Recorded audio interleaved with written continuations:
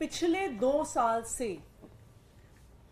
ED यानी enforcement directorate एक तथाकथित शराब घोटाले की जांच कर रही है। 2 साल से ईडी इस तथाकथित शराब घोटाले की मनी ट्रेल ढूंढ रही है।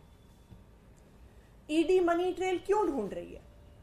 क्योंकि ईडी यानी enforcement directorate prevention of money laundering act के तहत इन्वेस्टिगेशन करती है। क्या इन्वेस्टिगेट करती है?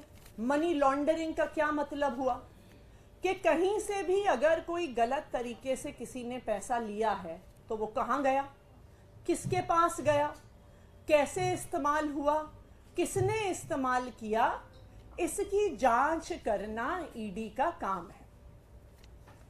2 साल से आम आदमी पार्टी से जुड़ी मनी ट्रेल को ईडी खोज ही रही है।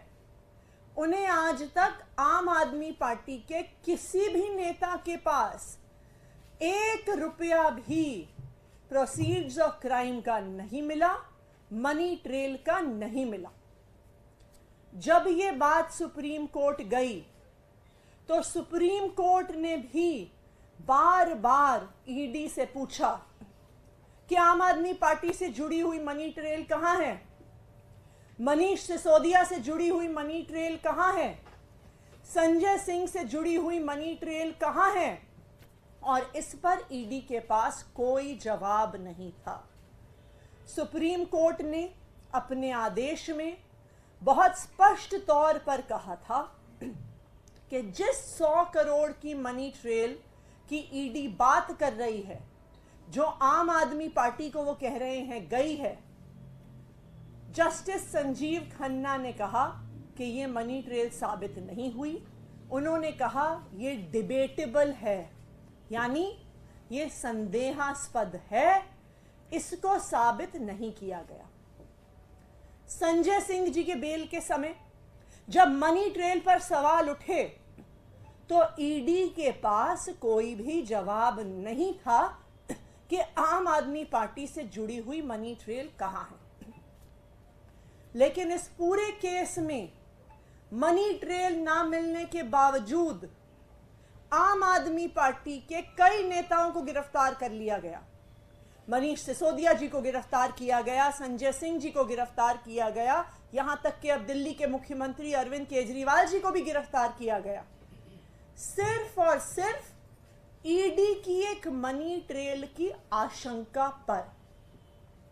लेकिन 21 मार्च 2024 को इस लिकर पॉलिसी इन्वेस्टिगेशन में, इस लिकर पॉलिसी केस में पहली बार मनी ट्रेल का पुख्ता प्रमाण सामने आया है 21 मार्च को, कि किसने पैसे लिए, किसको दिए, कहां दिए, कब दिए, वो पैसे कहां गए, इसका पुख्ता प्रमाण 21 मार्च 2024 को सामने आ गया।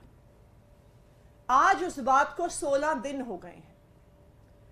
तो जब एक मनी ट्रेल की आशंका पर रेड होते हैं, समन होते हैं, गिरफ्तारियां होती हैं, तो एक पुख्ता मनी ट्रेल के आधार पर पिछले 16 दिन में ईडी ने कितने समन किए, ईडी ने कितने रेड किए, ईडी ने कितनी गिरफ्तारियां करी? और इसका जवाब यह है कि ईडी ने कुछ नहीं किया, क्योंकि ये मनी ट्रेल शराब कारोबारी शरद रेड्डी से भारतीय जनता पार्टी के अकाउंट में जा रही है।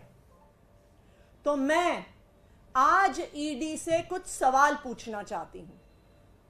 मेरा सबसे पहला सवाल इन्फोर्समेंट डायरेक्टरेट से कि पिछले 16 दिन में जब पुख्ता प्रमाण शराब कारोबारी साउथ लॉबी के शरद चंद्र रेड्डी से 55 करोड़ के चंदे का भारतीय जनता पार्टी को दिया गया, उसका जब एक पुख्ता प्रमाण आ गया है, तो पिछले 16 दिन में इन्फोर्समेंट डायरेक्टरेट ने इस पे क्या जांच करी है, कितने समन भेजे हैं, कितनी रेड करी हैं और कितनी गिरफ्तारियां करी हैं।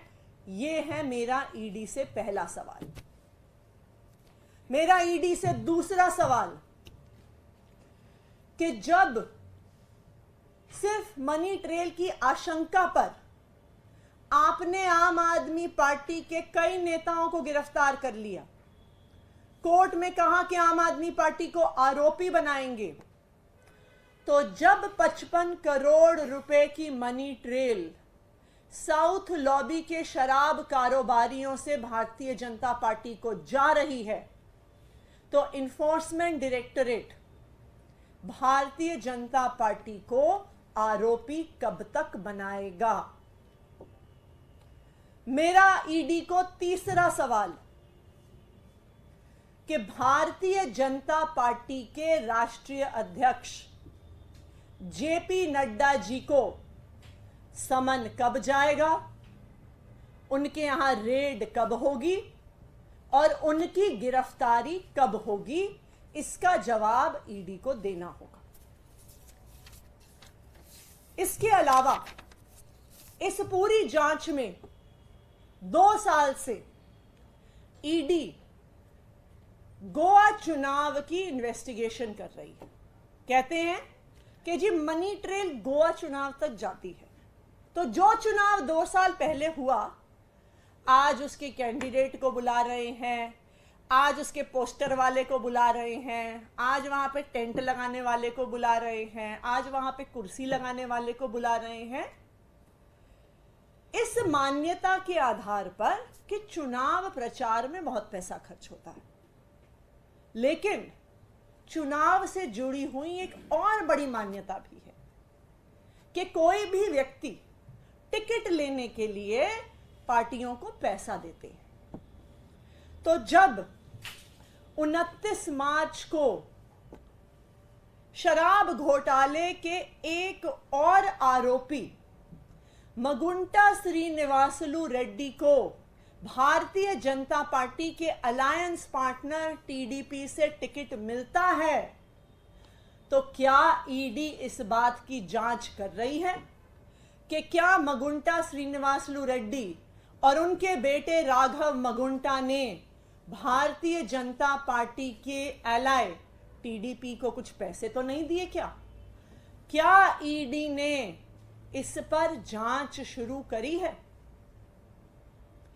5वां सवाल कि आज तो आप 2 साल पुराने गोवा चुनाव पर जांच कर रहे हैं। मगुंटा श्रीनिवासलू रेड्डी और उनके बेटे राघव मगुंटा का चुनाव तो आज चल रहा है। वो आज भारतीय जनता पार्टी के अलायंस पार्टनर की टिकट पे चुनाव लड़ रहे हैं। आपने क्या उनके चुनाव प्रचार पर इन्वेस्टिगेशन शुरू किया कि पैसा कहां से आ रहा है, पैसा कहां खर्च हो रहा है, वो पोस्टर कैसे लगा रहे हैं, वो कुर्सी कैसे लगा रहे हैं, वो साउंड सिस्टम कैसे लगा रहे हैं, वो अपना प्रचार कैसे कर रहे हैं?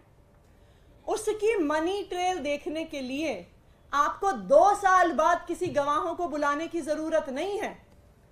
वो चुनाव आज चल रहा है। तो ये मेरा ईडी से आखिरी सवाल है कि क्या आपने भारतीय जनता पार्टी के अलायंस पार्टनर टीडीपी के चुनाव प्रचार की इन्वेस्टिगेशन शुरू की है क्या?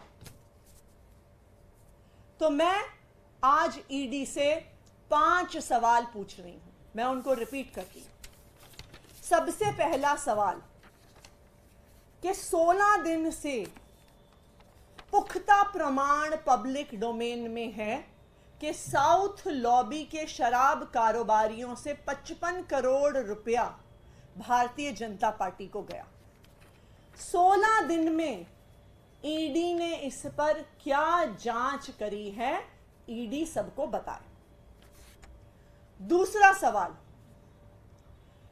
कि पिछले 16 दिन में भारतीय जनता पार्टी को कितने समन गए, कितनी रेड हुई, कितनी उनसे जुड़ी हुई गिरफ्तारियां हुई, ये बात ईडी सबके सामने रखी।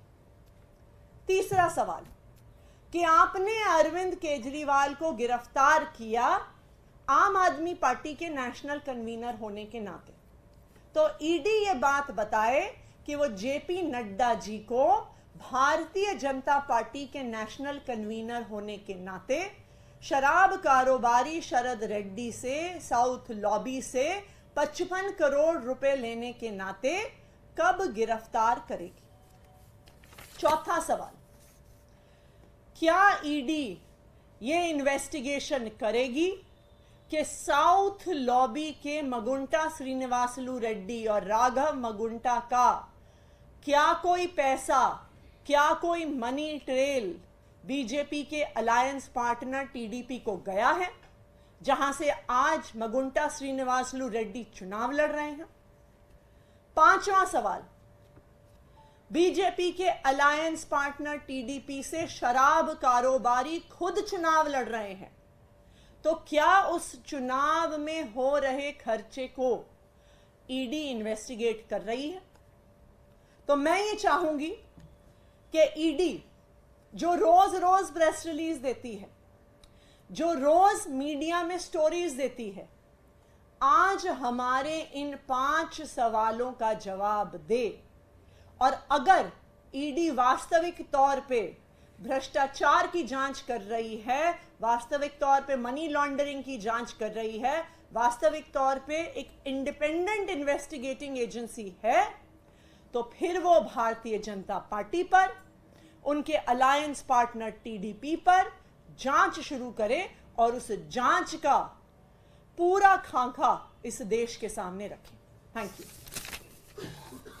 एक अलग मामला है, सीएम केजरीवाल का एक बयान था, पैसे सबसे लेना वो झाड़ू को देना। इस मामले में गोवा की कोर्ट ने कल केस को डिसमिस कर दिया, उन्हें बरी कर दिया।